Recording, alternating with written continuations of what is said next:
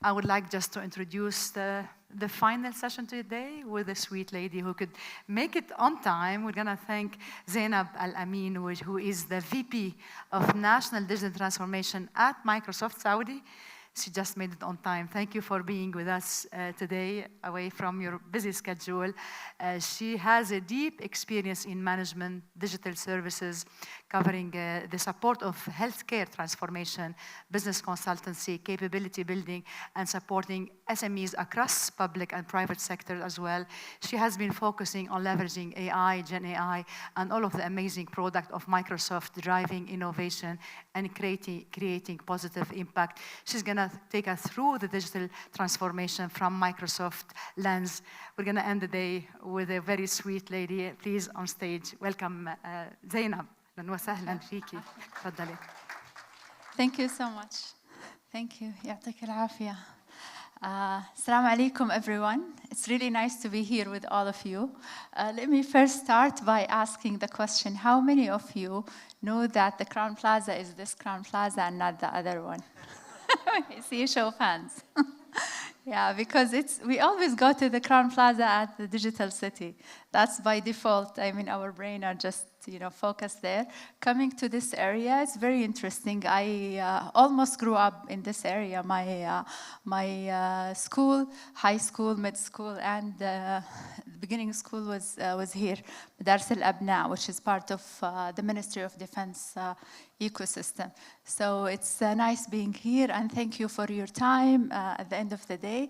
I hope that the last session will be short and sweet, and it will be about sharing our experience as Microsoft is on digital transformation. So I will not be talking about any of our products or services, but how Microsoft itself actually digitally transformed throughout the years. And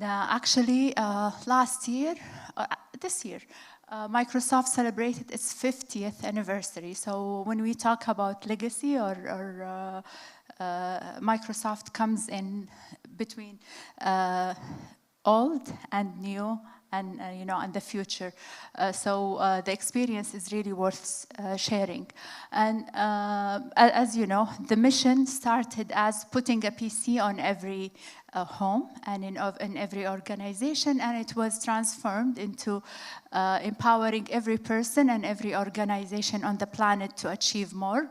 And now in the era of AI, we are moving ahead with AI and co-pilots on every engagement.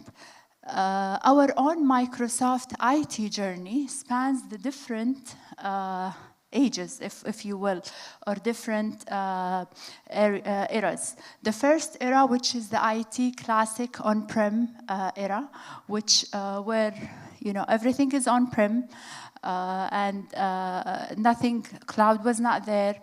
There are lots of silos with all that came with the on-prem. And then by 2010, the cloud came. And that's when Steve Ballmer announced the movement to the cloud. And after that, when Satya was appointed in 2014, the movement of, or the focus on cloud and culture came. Moving into modern engineering, where we're moving away from traditional IT to DevOps and modern engineering and the focus on culture. And finally, the time where we live at today, which is the era of AI, and where AI is actually augmenting the productivity of employees. So if we look at the first part, which is the classic on-prem IT, there are, many of you remember the on-prem era. I see a lot of you are young in this room, but I'm sure many of you lived through the on-prem data servers and working with the IT department as someone who receives order. And the budget of IT for Microsoft was not with IT themselves, it was with the business units. So they were the decision makers. They were not had a seat on the table. You know, all of the challenges that came because, and maybe many of organizations today are transforming away from it, being vendor dependent, because change is becoming very fast, and when you don't have the budget, you don't have the capabilities, you go to other vendors. So relying on multiple vendors, having shadow IT as a gap, that's when you are growing very quickly, but at the same time, the organization needs are growing very quickly, and you don't have the budget to support all of that, or the bandwidth. And that's when a lot of shadow IT comes on place. And the user experience wasn't at the center, as you would see it. It was just delivering services, wasn't user-centric, or employee experience wasn't at the core or the center. And the metrics of measurements was based on operational metrics, not the the overall business success, which was as well different era, different changes. And when Satya was appointed, he came with the concept of trustworthy computing and the focus on, or the company shifted more on the focus on security and cybersecurity and reliability, especially for the internal services. How many of you can relate to this era? A lot. Until now? Yes, okay. So this is relevant. I guess sharing this experience would be definitely relevant. After that, the cloud in 2010 came, and the focus on let's migrate to the cloud. How about we migrate our services as customer zero to the cloud, and this way we can support our employees, especially with the growth and the span of Microsoft. And as you would appreciate, the cloud comes with its benefits that really is part of why entities or organizations migrate to the cloud, from reduction, from efficiencies to reduction of cost, to the flexibility, to focusing on end-to-end user experience. And with that as well came deeper insight of into service reliability and customer or employee experience. With that as well, there has been some challenges. And as you may appreciate, a lot of you may appreciate that there are a lot of challenges when you are moving from on-prem to cloud. And a lot of that comes from, there are multiple legacy systems, infrastructure complexity, siloed data and system, and some of these systems are really critical, like finance and HR and mission critical. Security and compliance integration across the whole portfolio, that's another challenge that is there. Skill gaps, which is very important, and skill gaps and talent alignment. There is a vision where you want to be, but there is a skill gap of the existing IT people and as well the end users. And we see these challenges not only during the cloud era, but also now with AI, where the focus is on to skill people and whether it's inside Microsoft or outside. So skilling and reskilling is very important. Change management and culture shift. And in the change management and culture shift, when Satya came, he really shifted the culture of Microsoft, where the focus on a growth mindset was there. So the growth mindset means you're always learning. Your growth is part of the growth of the organization, as well as you are measured not according to your own operational metrics, but it's part of the whole collective group's measures. And one of the performance metrics that we have today in our Connect or performance review, annual and semi-annual with employees, is how are you contributing to the success of others? That's one. The second one is how are you building on others' ideas and others' work, plus your own work. So it's centered around three areas. So it's not, the culture change is a very, you cannot underestimate that, and that what can motivate people to actually move. Another thing is the vision, the gap from vision to execution. There is always the vision, which is aspirational, but then when you start executing, there is a gap that is, whether it's due to the people, due to the culture, due to the services that are there. So that's a challenge. There's always ambitious vision, but how can you translate that into executable, actual operation? And then balancing innovation with stability.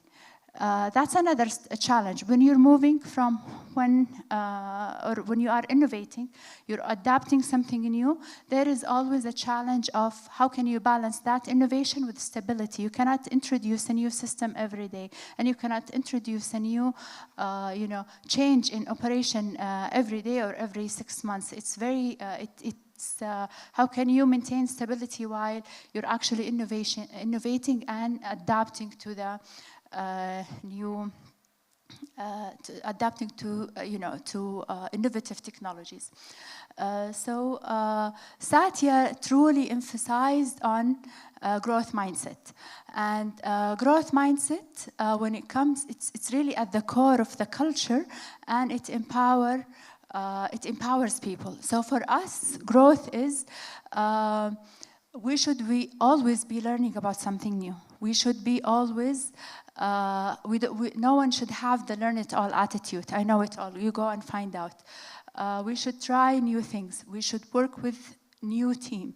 We should be obsessed about our customers and about the benefits of others.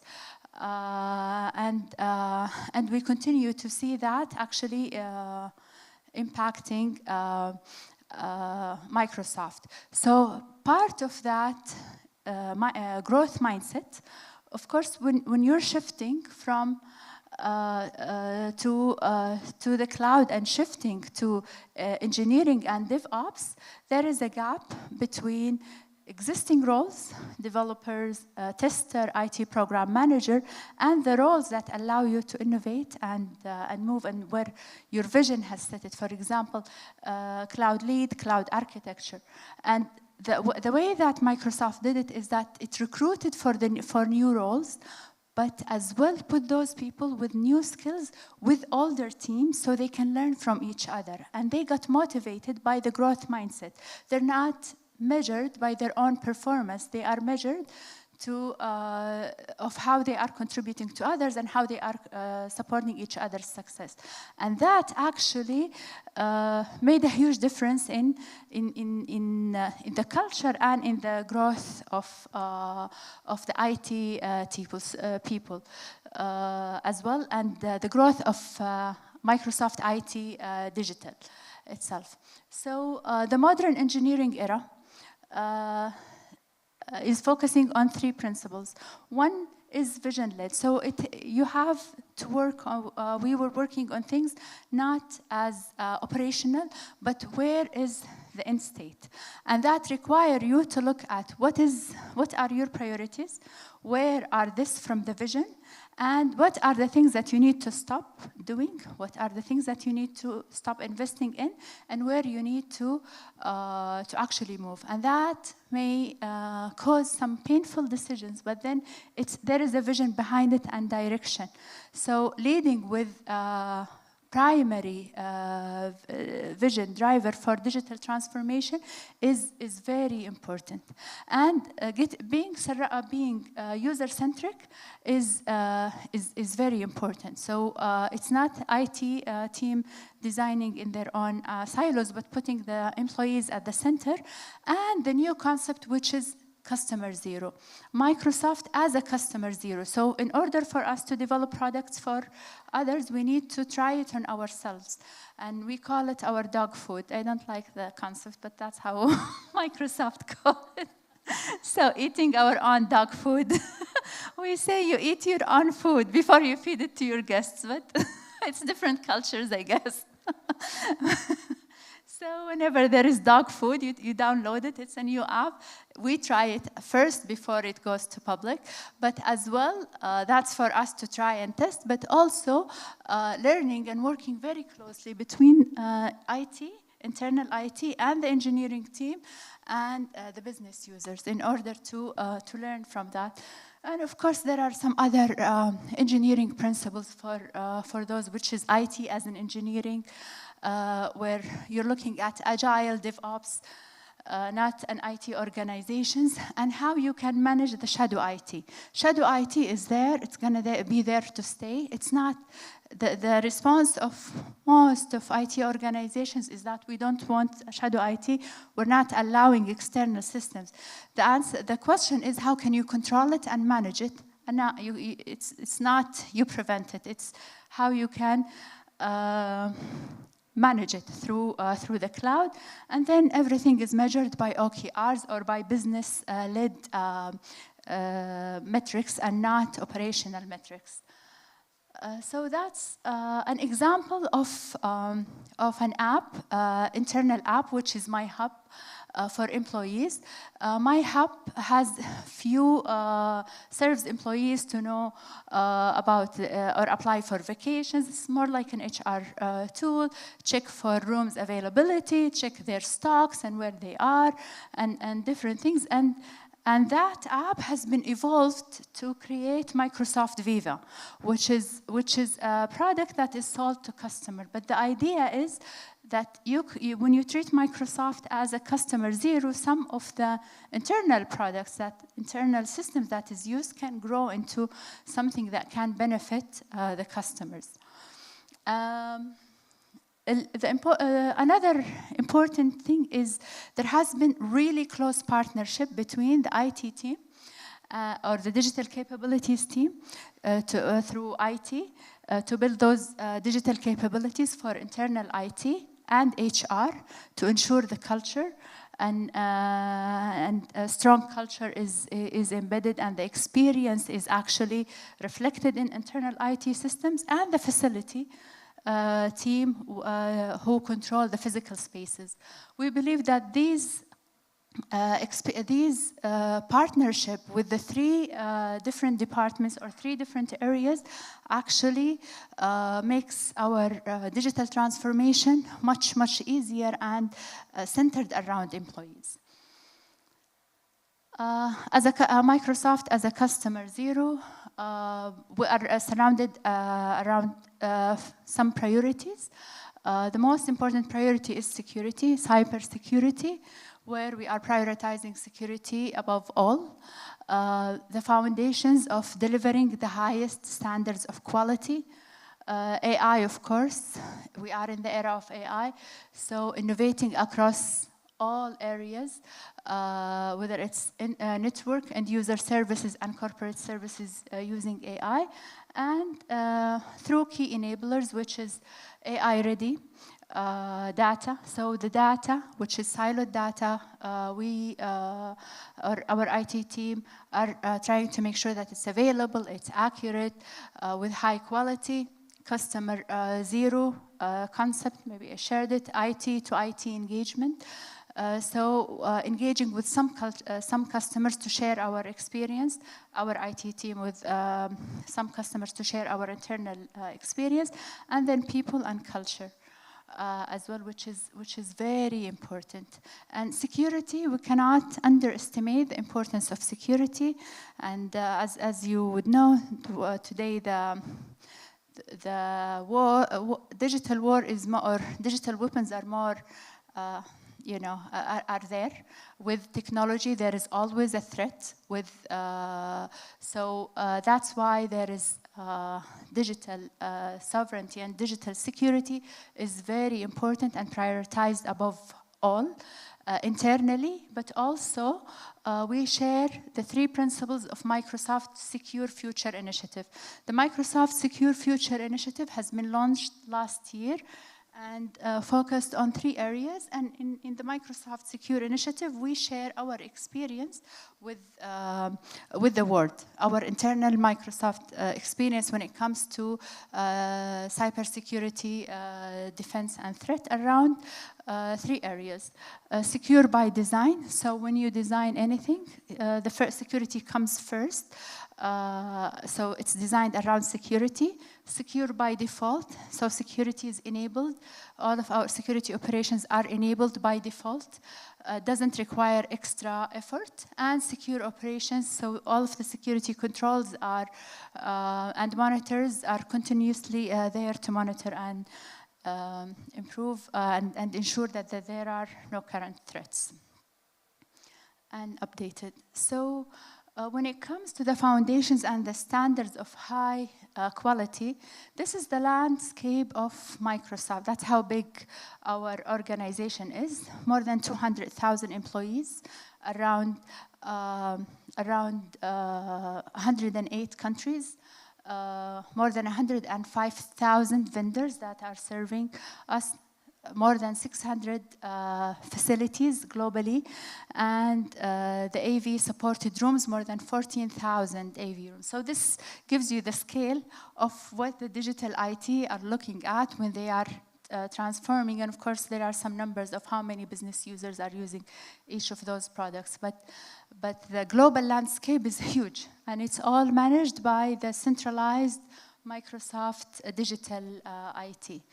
And of course now with AI, you cannot emphasize the importance of AI and innovation across all of Microsoft internal infrastructure. This is a study that was done for 4,000 business leaders about AI and the return of investment on AI. This doesn't include, it's done by IDC, sponsored by Microsoft, but it talks about the benefits of Gen AI that they realized, not necessarily from Microsoft, but it's in general. So 75% say that Gen AI usage jumped from 55% to 75% in 2024. The return of investment is highest in financial services, followed by, these are the sectors. So financial services, followed by media, telco, mobility, retail, and customer packaging goods, energy, manufacturing, healthcare, and education. So those are the highest sectors that benefited from AI. 3.7 times dollars. So for each $1 a company invests in Gen AI, the return of investment is 3.7 times. And the top leaders are realizing the return of investment of 10%, 10 times more. Some of the top barriers for AI adoption is lack of both technical and day-to-day AI skills. Those are some of the barriers that they reported. And 43% say that productivity use cases have provided the greatest return of investments. And we see a lot from people that they're talking about use cases and what use cases to do, to leverage. And within 24 months, most organizations plan to expand beyond the pre-built AI solutions to advanced AI workloads that are customizable or customized or built. 13 months on average is the AI deployment are taking less than 8 months, and organizations are realizing the value within 13 months. So 13 months is the time that the organizations are realizing the value, which is interesting. Yani after a year and a month. So it comes in the next fiscal year. So for us internally at Microsoft, AI investments comes in 3 areas: in the infrastructure and network, in the corporate functions, and in the end user services. And of course, all of that is run by Microsoft Digital, which is Microsoft Digital, which is the Microsoft IT or the digital team, and surrounded around Microsoft as a customer zero. So our vision for digital AI is Microsoft Digital vision for AI in IT so internally, is around 3 areas. One is transforming the network and the infrastructure by the power of AI, and currently we're using a lot of AI in our data centers globally. Revolutionizing end-user services, so reducing the defragmentation, ensuring that leveraging Gen AI to retrieve documents, to understand how customers' behavior is there, and accelerating corporate function growth by transforming workflows for specialized employees and improving efficiencies. So this is a simple conversation defragmentation app that is being developed. It's still in preview, and this internally for Microsoft, that focuses into 3 areas. One is the knowledge access, so it allows you to look up the company policies, find the team members with simple natural language, and then allow you to as well act to support as a key HR roles or to support IT issues. Today, we don't have a lot of IT support on the ground. Most of it is happening through remotely and leveraging AI. Business agility as well. We're reducing the case volume and tickets that HR are going through, so focusing on HR as well. So that's an example of where we are leveraging AI internally. Now, shadow IT, I discussed earlier, but there are 3 guiding principles when dealing with shadow IT. We believe that you shouldn't be preventing shadow IT. You need to ensure compliance and governance. That's what you need. So visibility, all devices are visible. Identities, their network, the data, SaaS, and then controls. There are clear policies and standards that are automated. So there are automated detections that identify any violations, and enforcement, prevent or remediate any compliant asset issues through the policy and the process and the technical guardrails. So challenges I talked about before, but this is the last slide that I want to share with you, some of the lessons learned from our own Microsoft journey, moving from Windows 1 to now, the era of AI. The most important thing is, if we start from the bottom, that we need to honor and learn from the past and use the lessons to shape the future. So learning from our own experience. Governance is key. It's very important to have good governance and to ensure the power of AI. I've showed a slide of the importance of AI and the ROI on AI, but good governance is important, and ethical use of AI is very important. Effective change management and culture change is really important, and education, especially in AI, brings the return of investment.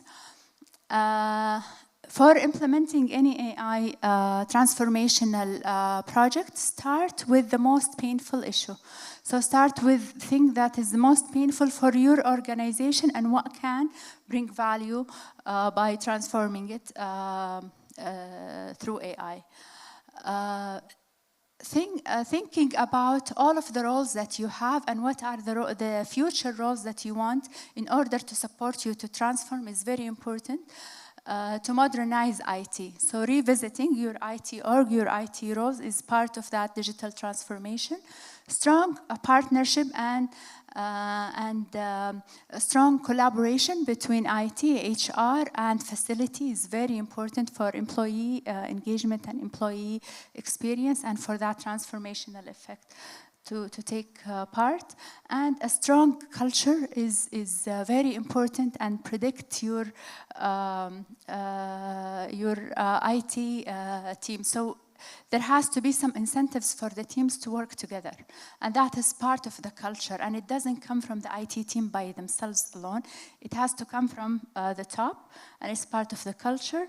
And starting with a visionlet. If you be visionary, what are the things that you want to focus on? How are you aligning your IT or digital transformation for the organization with the business values that will earn you a seat at the table? And I know until today, a lot of organizations struggle. They still treated IT as a support service, not an enabler, and not necessarily part of the V team. So with that, I think this is the last slide. Thank you very much. I hope this was beneficial. Yeah.